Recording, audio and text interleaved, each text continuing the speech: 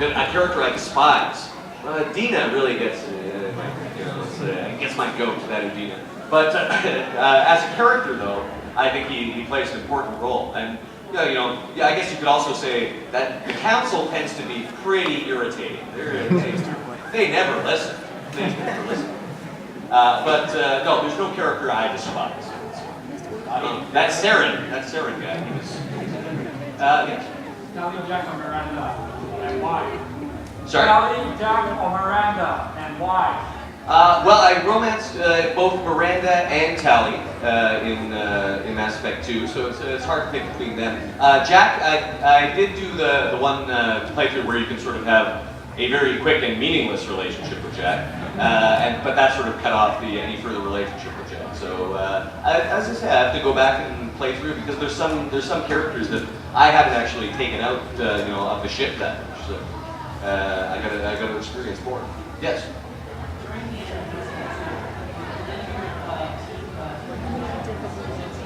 Yeah, I didn't do a playthrough where everyone survived. My Renegade actually lost quite a few members of the team because the Renegade cut some corners, let's face it. And even on my playthrough as Paragon, I thought I was doing really well, but I lost Jacob. He got shot through the door. Yeah, I of course was romancing Tally at the time. So I didn't, because it was the choice between Tally or Jacob, and I was like, I don't want to risk Tally. Let's have Jacob. As it turns out, I was right. So yeah, so that's another reason why I must do a complete playthrough, is just to get everybody through. Yes. The hardest part about working on a trilogy? Cashing those giant checks. No, this is heavy. Yeah, Bioware pays you in those big Ed McMahon novelty checks. So it's one of an actual acting challenge, and this is something that both Jennifer and I faced, Jennifer Hale, is that Shepard is a character who is largely determined by the player. Shepard's background, Shepard's personality, everything is going to be determined by the player, so everyone's Shepard is going to be different. And that means that you can't say who is the definitive Shepard, what is Shepard like, because someone's Shepard might be completely different. One Shepard might be a completely noble, selfless hero. The other Shepard might be a ruthless bastard who does whatever it takes and doesn't care who he steps on. And then you've got like any manner of a combination of those and in between those two choices. So for us, the real challenge was finding what is the core of Shepard? What is the one thing that never change, or the things that never change about the character? And ultimately, that is that Shepard is military, that Shepard is a commander, and so that sort of, it will influence your performance in terms of Shepard is someone who's used to giving orders under fire, who's not going to lose their cool too much, and someone who gets the job done, whether they're getting it done in a ruthless way or a noble way, that's up to them. Yes. Sorry? Oh, Vorcha voice, sure, okay. We usually save the Vorcha till the end of the day because it does tend to blow out the voice. But... You were sent by Doctor! Wow! And actually, I have to say, that scene with the Vorcha in particular, where they kept talking about, the Doctor, it was, I got a real thrill out of that because it was like being a Doctor Who villain. This is the Doctor sent you. Yes? It seems from some of your responses that you enjoy playing games. I do enjoy playing games, and particularly RPGs. Like those are the games that I tend to gravitate towards. I don't do a lot of first-person shooter stuff. I don't do the puzzle games or sports games necessarily. It tends to be the RPGs, the ones where you can level your guy up and get the equipment. And it's because I'm a D&D player from way back. And actually, just recently at Rapid Fire Theater, we started doing a show that I helped develop called Improv Dungeons and Dragons. I believe it Improvised Dungeons and Dragons RFT edition, because we based it on another improv D&D show some friends in Winnipeg do. But I try to make our version as much like actually playing Dungeons and Dragons as possible. I play the Dungeon Master, and that means that I'm like, I do exactly what a Dungeon Master would do in the D&D game. So I'm like everybody. I'm the townspeople, the king who gives you your quest, the monsters, the druid mentor, everything. And then the players are actually in full costume, like with weapons, with their equipment, with their backpacks, all that stuff. Yes? Favorite video games growing up? Let's see. Okay, going back to, are you trying? I'm pretty old, so I enjoyed the original Castle Wolfenstein a lot. Let's see, Karateka. If anyone remembers Karateka, that was on the Apple II GS. So that gives you an idea of how ancient. And more recently, I mean, like all the Resident Evil games were actually the reason why I bought a console. Like, you know, I've been away from gaming for quite a while, and then I just saw that at somebody's house. And was like, okay, I'm buying a system the next day. So that really got me back into video games. Yes. A particular edition of D&D. Well, when I started, it was still the classic edition. Yeah, the original D&D. And so, yeah, it's hard to pick a favorite. Even though I don't have the opportunity to play much Dungeons and Dragons anymore, I'm actually one of those guys who just buys the rule books and reads them. And so, like, and I've gone up to about 3.5. I haven't bought 4th edition stuff. No, not mentioned. Oh, okay, all right. Well, that's a very controversial statement, sir. Anyone else? Yes. I have not done any voices for the New Old Republic. The New Old Republic. No, I have not done any voices for them. Luke still tends to cast out of LA, and I'm out of Canada. So, yeah, I plan to. I'm going to camp outside George Lucas's house. I'll be outside Skywalker. Yes. Did I make it look like Commander Shepard look like myself? Well, as I said, you know, I lost my NE1 saves. So the first time I played through, I did try to make him look like me. Unfortunately, it seems that Kate Malenko has the monopoly on sideburns in the game. You can't actually give Shepard sideburns. They probably didn't want to result in confusion between the two characters. And then after I lost my saves, I just went with the default Shepard because, you know, the face is a lot more detailed. So yeah, actually, after that, on my NE2 playthroughs, both my Shepards were the default. Anyone else? Yes.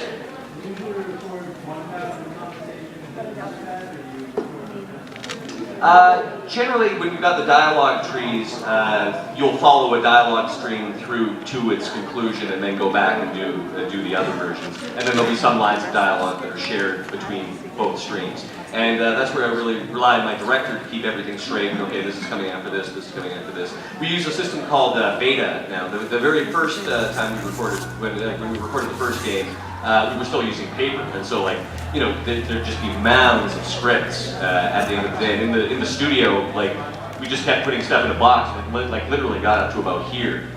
And thankfully, for the environment, they moved on to a system called Beta for 2 and 3, and it's a system where you've got a screen in the booth, and you know your lines are coming up, but it's also cued into all the sounds so that as other people's lines come up and they're already recorded, they fire in your headphones. So you're not acting into a vacuum. You're hearing everybody else who's in the scene with you, and you're able to react to them more naturally.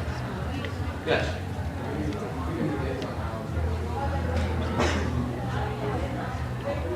Based on how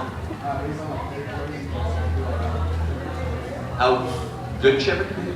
How different Shepard can be?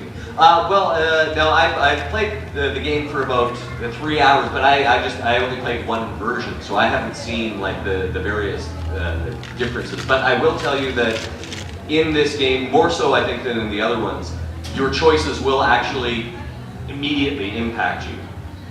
For example, I think in the interactive storyline trailer that BioWare has released, you may be seeing that where you're basically making an assault. There's some Asari commandos with you.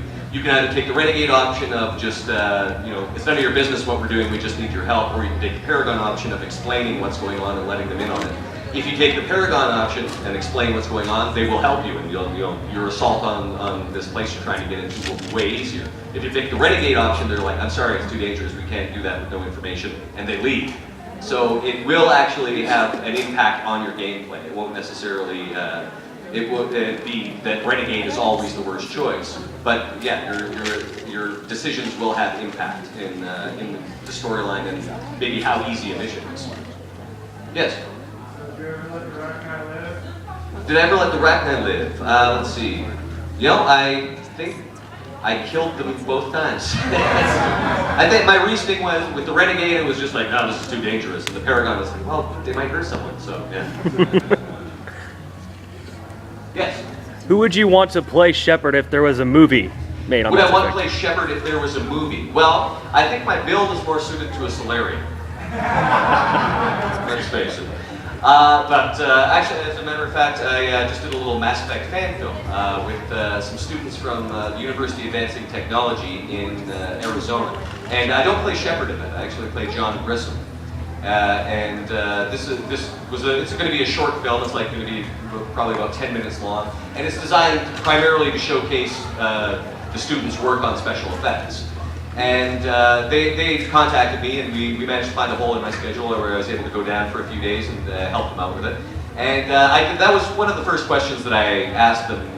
Paul DeNegris, who was their instructor, he was the one who contacted me, and I said, well, Paul, I'm very flattered, but you do know that I'm a scrawny 40-year-old actor who does funny voices, right? And he's like, oh, yeah, we'd still like you to come down. So I guess, yeah, I have had the opportunity to play a Shepard-like character in that genre. And yeah, but let's face it, I'm still going to be a skinny guy wearing armor. Yes?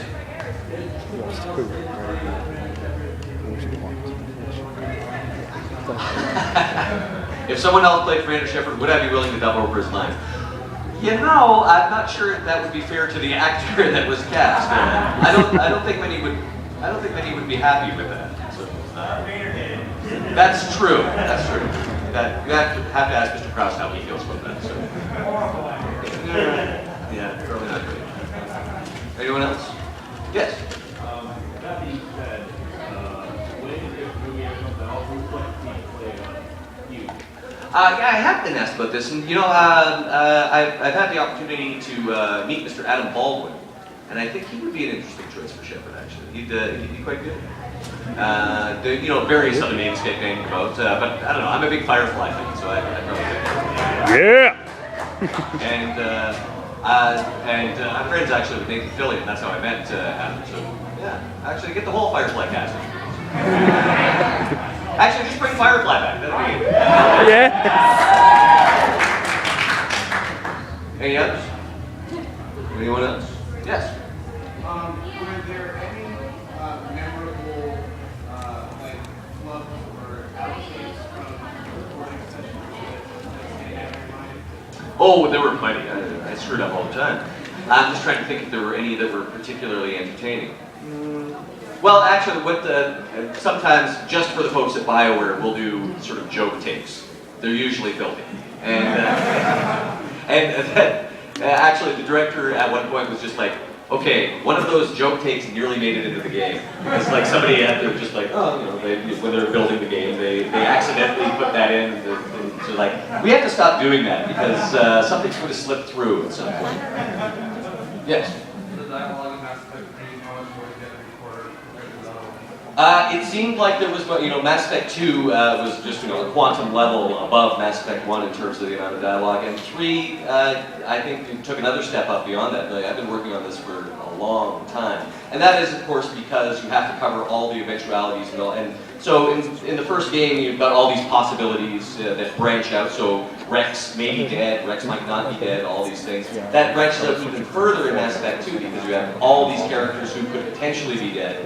In Mass Effect 3, you have to record all the dialogue where they are alive, then record all the dialogue streams where they are dead, all the dialogue streams where, say, you saved the council, all the dialogue streams where you didn't save the council, and then, as I say, you go from game to game and the tree just branches out further and further. So, yeah, 3 had the most dialogue of any.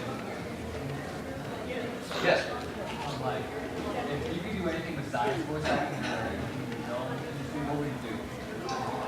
Well, that's kind of what I'm doing. I do a lot of different stuff besides the voiceover. In fact, for a long time, voiceover was strictly a sideline. It would be a gig that came up every now and then.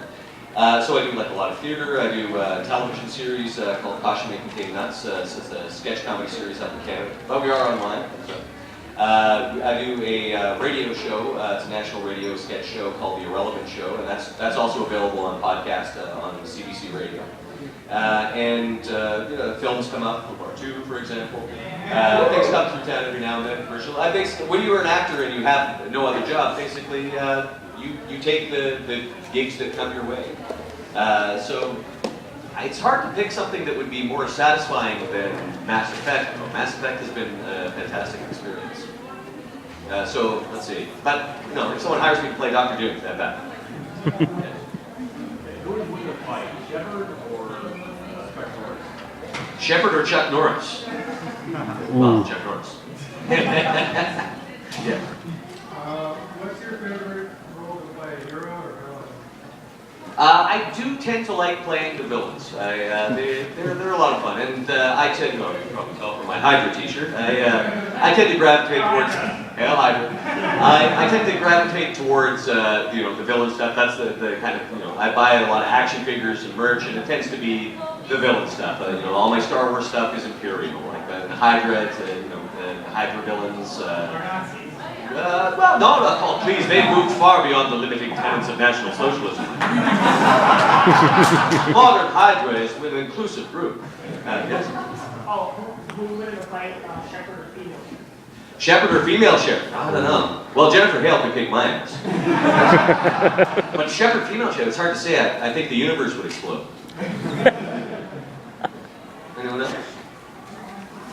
Yes. What would be your most anticipated game of the year besides? Most anticipated game besides Mass Effect 3? For this coming year. Okay, well, I have to say I have a game I'm sitting on that I haven't had a chance to play Arkham City yet. I've seen it being played, but